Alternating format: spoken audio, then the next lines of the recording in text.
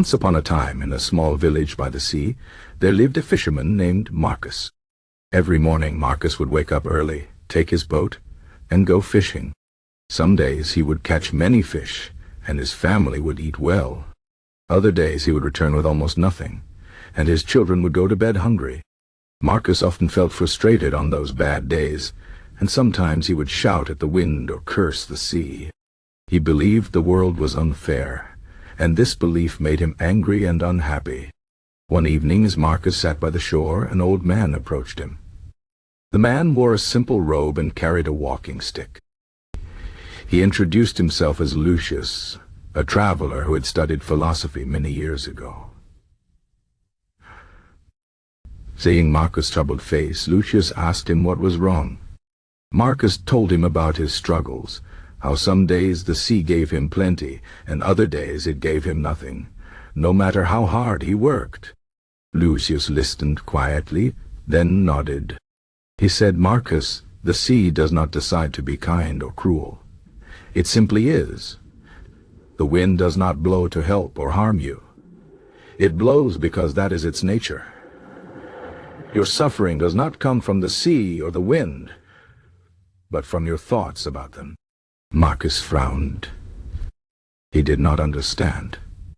Lucius continued, "Imagine two fishermen in the same boat, on the same sea, facing the same storm. One is calm, accepting that storms are part of a fisherman's life. The other is terrified, cursing the waves. The storm is the same, but their suffering is different. Why? Because of how they think of it." Marcus thought about this. He had always believed that his pain came from the world, from bad luck, from the unfairness of the sea. But Lucius was telling him that his pain came from inside his own mind. Lucius explained the teachings of the Stoics, an ancient school of philosophy. The Stoics believed that many of our problems are not caused by events themselves, but by our judgments about those events. If we learn to control our thoughts, we can remain calm even in difficult situations. "Think of it this way," Lucius said. "You cannot control the sea. You cannot control the wind, but you can control how you respond to them. If you accept that some days the fishing will be good and some days it will be bad, you will no longer be at the mercy of chance. You will be free." Marcus was not sure if he believed this, but he decided to try. The next morning he went out to fish as usual. That day the sea was rough, and he caught very little. Instead of shouting or cursing, he took a deep breath and reminded himself, "This is how the sea is sometimes.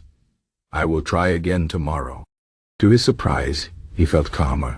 Days passed, and Marcus continued to practice this new way of thinking. Some days were good, some were bad, but he no longer felt like a victim of fate.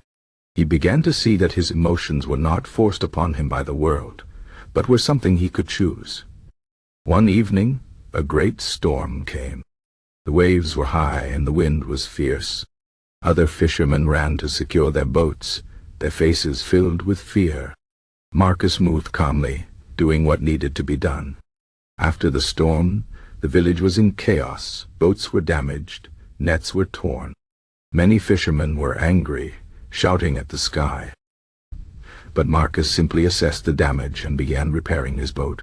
A young fisherman, seeing Marcus so composed, asked him, "How can you be so calm? The storm has ruined so much." Marcus smiled and repeated the words Lucius had told him. "The storm does not decide to be cruel. It simply is. My peace does not depend on the weather, but on my mind." Over time, Marcus became known in the village for his wisdom. People came to him with their problems, and he shared what he had learned from Lucius.